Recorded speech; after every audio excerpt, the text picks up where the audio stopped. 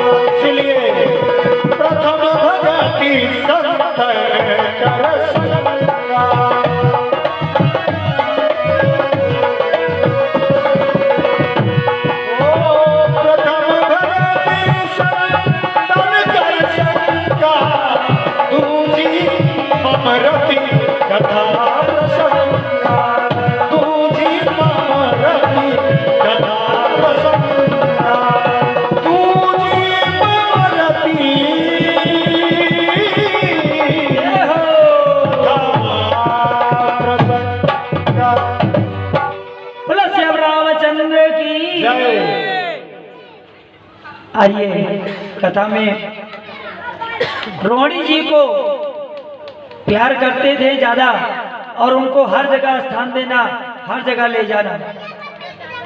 तो भाई कोई भी बात है, अगर घर में 4 व्यक्ति हैं, माँ बाप को 2-4 पुत्र होते हैं, जिसके एक है भाई उसकी बातें अलग हैं, लेकिन जिसके 2-3 पुत्र हैं, अगर उनको किसी को कम प्यार देंगे तो एक बेटा तो दुखी होगा ही ना, चाहे वो लड़की हो चाहे लड़का हो। इसी तरह उनकी बाकी धर्मपत्नियां दुखी हुई, अपना दुख किससे कहा जाए? या तो भाई गुरु मंत्र लिए हो तो गुरु आपके हैं तो अपना दुख व्यक्त करो, सही सलाह बताएंगे। लेकिन आप तो बोलते हैं मैं तो भैया नहीं करूंगा, गुरु मंत्र नहीं लूंगा, क्या जरूरत है? लेकिन एक बात जान रखो, गुरु की महिमा किसी व्यक्ति से नहीं है, गुरु महिमा ब्रह्मलोक से। और लोग सोचते हैं कि मैं वृद्ध हो जाऊंगा, यानी जाने की तैयारी होगी तब हम गुरु मंत्र ले लेंगे। जब वो एक सीढ़ी पे दादर पर नहीं चढ़ पाते तो चारों धाम करने को चलेंगे। खुद एक जगह बिस्तर पर बैठने को उठने का ठिकाना नहीं है और बोलेंगे चारों धाम करा दे बेटा। बेटा चिंता में हो जाएगा, माँ बाप को अब कैसे कराऊं, इनको भेजूं तो भेजूं, दो जन को इनको हाथ पकड़ पकड़ के, सरवन तो है नहीं इस युग में कि डोली बना के बैंगी बना के लेके चलेंगे। ये लोगों की सोच बिल्कुल गलत है, क्योंकि जो जीवन आप जी रहे हो, कहते हैं कुछ लोग हमारे बच्चा गुरुजी 4 महीना के रह के पेट में खराब हो गया, कहते हैं 3 महीना रह के बच्चा मर गया, कहेंगे 8 साल रह के बच्चा नहीं मिला, फिर उसके बाद में 22-23 साल का हो गया मेरे साथ छूट गया। इसके बारे में कभी पूछा किसी से? खुद ही गुरु बन जाओगे तो ज्ञान कहाँ प्राप्त होगा? इसीलिए कहते हैं कि ध्यान मूलम गुरुदेव जी। इस श्लोक का याद कर लीजिए आप लोग। ध्यान मूलम गुरुदेव जी, पूजा मूलम गुरुवे पदम, मंत्र मूलम गुरुवाक्यम, मोक्ष मूलम गुरु कृपा। और गुरु के साथ भी शिष्य छल कर देते हैं तो उनके साथ भी छल ही छल होता है, और गुरु भी शिष्य के साथ छल कर देते हैं, उनके साथ भी छल ही छल चलता है। देवता भी भक्त के साथ छल कर देते हैं, उनको भी दंड मिलता है। पुत्र भी माँ के साथ छल कर देता है, वृद्धावस्था में आश्रम में छोड़ देता है, उसको भी दंड मिलता है। बहू भी ऐसा कर देती है, बेटी भी कर देती है। धर्म का उल्लंघन जो जो व्यक्ति प्राणी करेगा सबको दंड मिलेगा। चंद्रमा जी भी गुरु के साथ छल किए थे, जिससे पूर्ण ज्ञान नहीं प्राप्त हुआ। आधे में ज्ञान लेने से कुछ नहीं होने वाला। एक घड़े में आधा घड़ा पानी भर दो, लेके चलो डगर पे, तो छलकता रहेगा जब तक पूरा नहीं होगा। अगर आपने जीवन शुरू से नहीं दिया तो कम से कम बच्चा जीवन तो दे दो। आइए बच्चों को बताते हैं कि कम उम्र में आपके सामने बच्चे साथ छोड़ के क्यों चले जाते हैं, कारण क्या है? दीर्घायु क्यों नहीं बनते? आपने जब आज जो गुरु मंत्र ले लिए हैं उनका तो जीवन धन्य हो गया, और जो नहीं लिए हैं आज तक जो जीवन जी रहे हैं वो मिट्टी का मोल बिक रहे हैं। क्या पृथ्वी लोक पर लोगों की नजर में दिख रहे हैं कि हाँ वो जिंदा है, लेकिन वो ब्रह्म लोक में मृत के समान है, उनकी आयु काट दी जा रही है। ब्रह्म पुराण में है सब।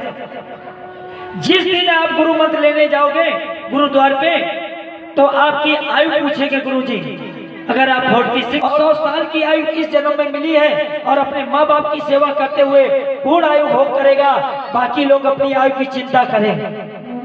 जो कहते हैं गुरु मंत्र नहीं लूंगा,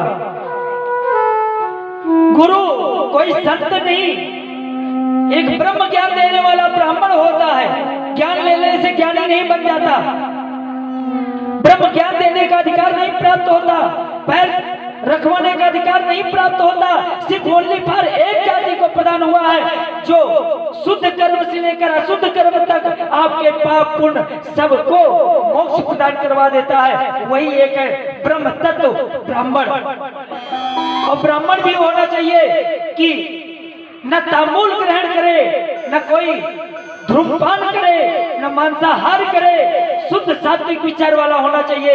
जो तंबाकू भी खाता है उसको शंखनाद करने का अधिकार नहीं है, चाहे वो ब्राह्मण कुल का पंडित क्यों न हो।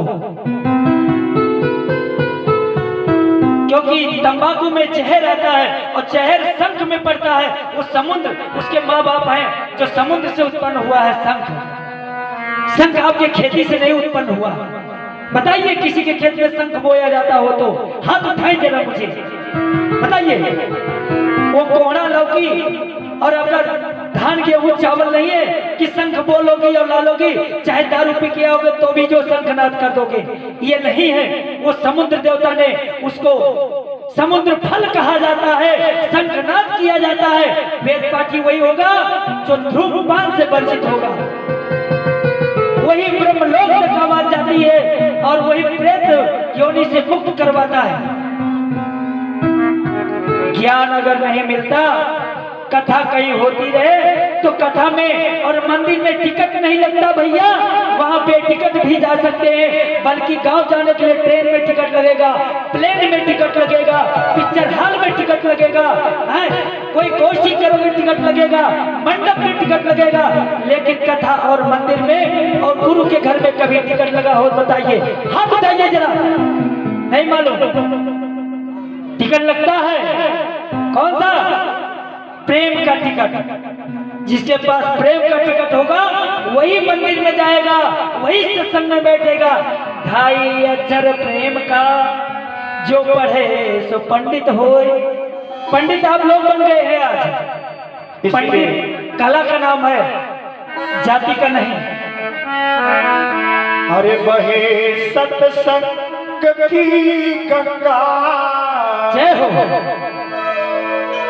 बहे सत्संग की गंगा, गुरुदेव तुम्हारे चरणों में।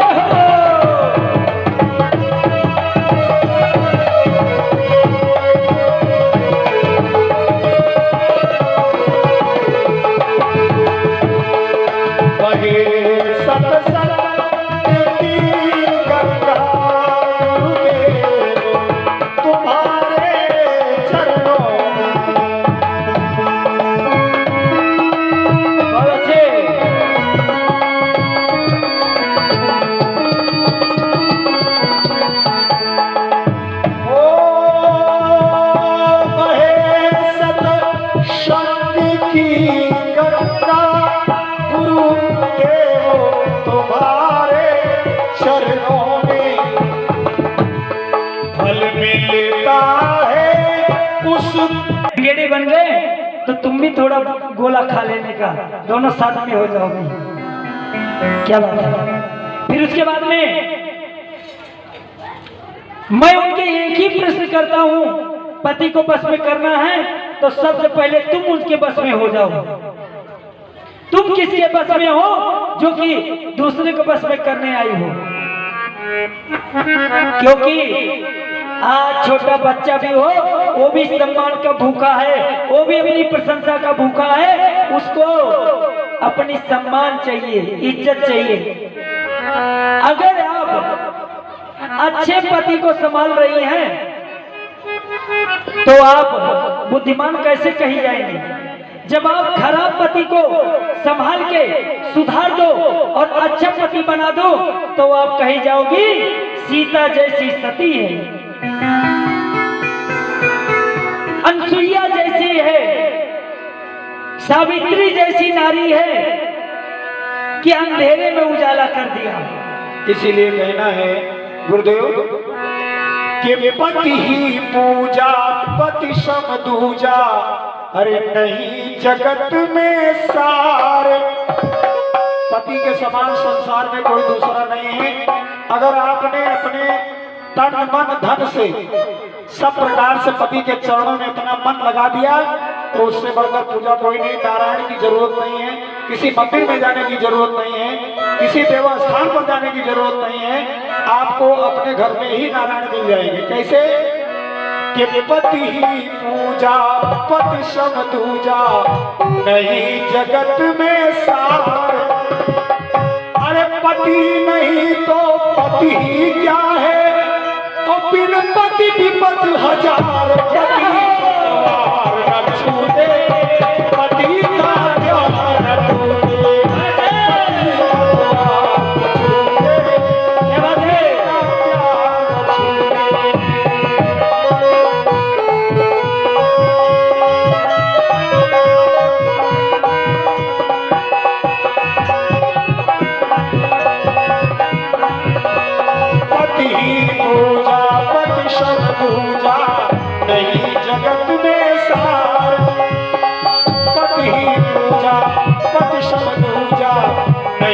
जगत में सार। पति ही नहीं तो पति ही क्या है? अगर पति नहीं है तो कोई पति, पति माने लाज और पति माने अपना पति। पति है तो लाज है, पति नहीं है तो लाज खत्म। इसलिए पति की सेवा ज्यादा करो। पति ही नहीं तो पति ही क्या है? और बिन पति विपद हजार, पति पतवार न छूटे, पति का प्यार न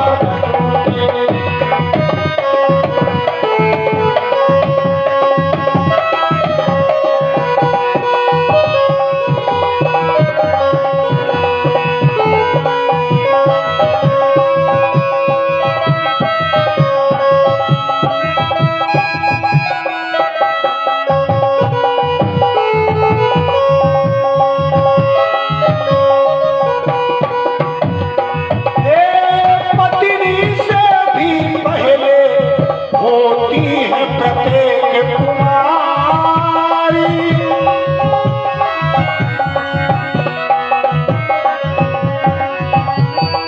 पत्नी से पहले सब कुमारी होती है, व्रत रखती है। कोई कजरी तीज का व्रत रखता है, कोई कुछ भगवान भोलेनाथ से वरदान मांगती है। माता पार्वती ने भोलेनाथ को पाने के लिए 3000 वर्ष तक तपस्या किया, तब जाकर के भोलेनाथ मिले। पत्नी से भी पहले होती है सब कुमारी। हर व्रत पर मांगा मैं बनूं पति परता नारी। पति मिलेगा पति परता को तो सब व्रत है बेकार। पति परवार न छूटे, पति का प्यार न छूटे। जय हो।